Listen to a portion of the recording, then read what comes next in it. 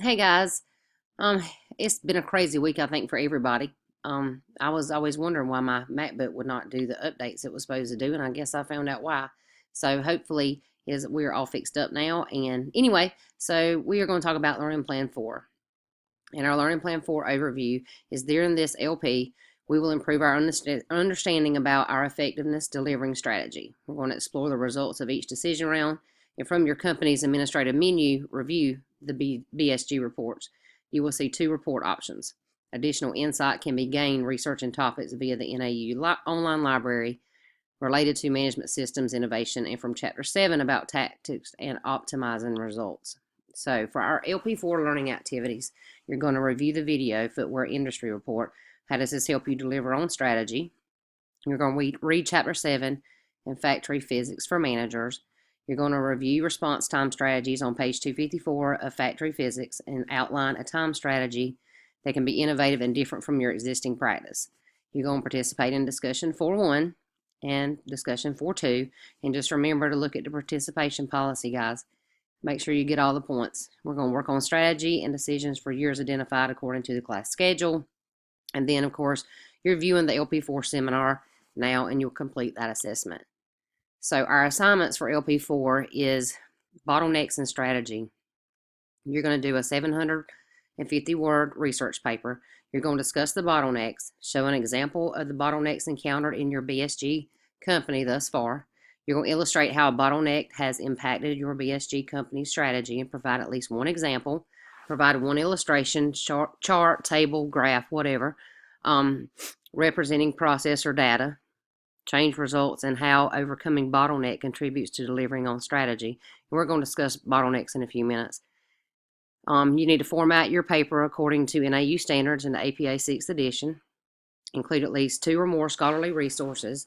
You're going to submit this assignment in the Dropbox according to the assignment rubric. That's how it will be graded, so take a look at that as well. Okay, for your LP42 assignment, you'll be demonstrating confidence in your field of study. Guys, that's why I needed you to send me an email and let me know what your major is in your field of study. So you should have emailed me for this already. If you have not done so, please make sure you do. Just include your field of study in your email request. You must complete the assignment for your emphasis area in order to earn points for this assignment.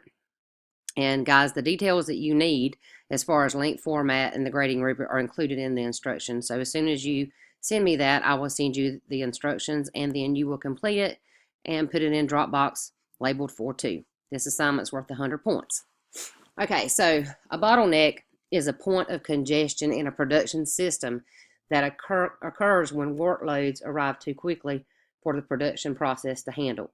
These inefficiencies brought about by bottlenecks often create delays and higher production costs. The term bottleneck refers to the shape of the bottle and the fact that the bottle's neck is the narrowest point, which is the most likely place for congestion to occur, slowing down the flow of liquid from the bottle. I retrieved this from Investopedia. I usually don't use these sources, but this was actually the simplest definition I could find. Okay, so bottlenecks and strategy. So efficient operations within your small business contribute to bottom line results. Anything that impedes the flow of work threatens your profitability. So identifying and minimizing bottlenecks is key to your best interest. Bottlenecks are usually pretty obvious. Work input piles up ahead of the bottleneck, and the workers in later stages stand idle or work under capacity. And of course, this was retrieved from the small business. I've got the website there. So it's actually a pretty good website to look at, so you guys check it out. Okay, so how to fix bottlenecks. Well, first you want to identify the problem. Before you can fix it, you got to figure out where it's coming from. Bottlenecks can result from a cumulative effect or entirely from one station. If it's cumulative, several stations are producing slightly more than the following station can keep up with, leaving a small overflow at each station until a station is totally overwhelmed. Your bottleneck is easier to fix if only one station is producing more than the next. In this case, you will not have to revamp your entire operation. So when you talk with your coworkers and supervisors to determine the reason for the bottleneck, use the 5 whys technique. Start at the bottleneck and ask why production's slowing down. The answer to this will probably be too much production coming down the line, or that workers or machines at the station are not working at optimal levels. Then the question is, why are they not working at optimal levels? Perhaps the machinery is broken or you need more workers at the station. If the cause of the bottleneck is another station, work backward up the line, asking each station until you find the source of the bottleneck. So once you've identified the reasons for the bottleneck, you must determine the best course of action to open up the bottleneck and increase your production. You might need to move some employees to other stations that's not able to keep up, or hire new staff. Hiring more employees can require the purchase of new machinery for that station. If the bottleneck occurs due to employees having to change settings on machineries to accommodate another product, consider ways to minimize downtime, such as changing your production schedule to decrease number of changeovers and to lessen their impact.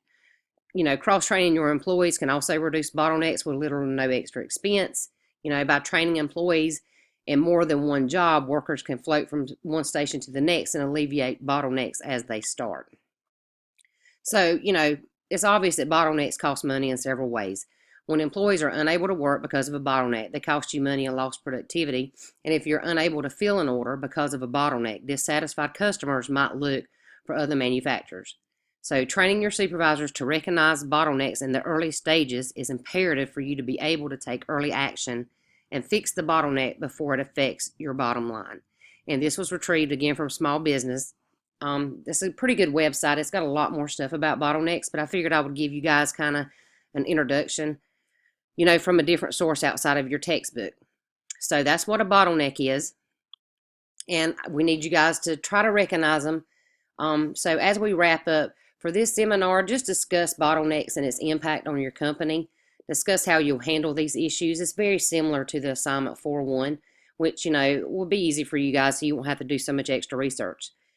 Please email me your course of study if you have not already. And please submit assignments on time. Make sure you keep up with current assignments. Some of you guys have had some issues, and, that's understandable. But at least keep up with your current. You're going to lose a few points on late work, but try not to lose points on your current work as well. Keep up the good work, guys.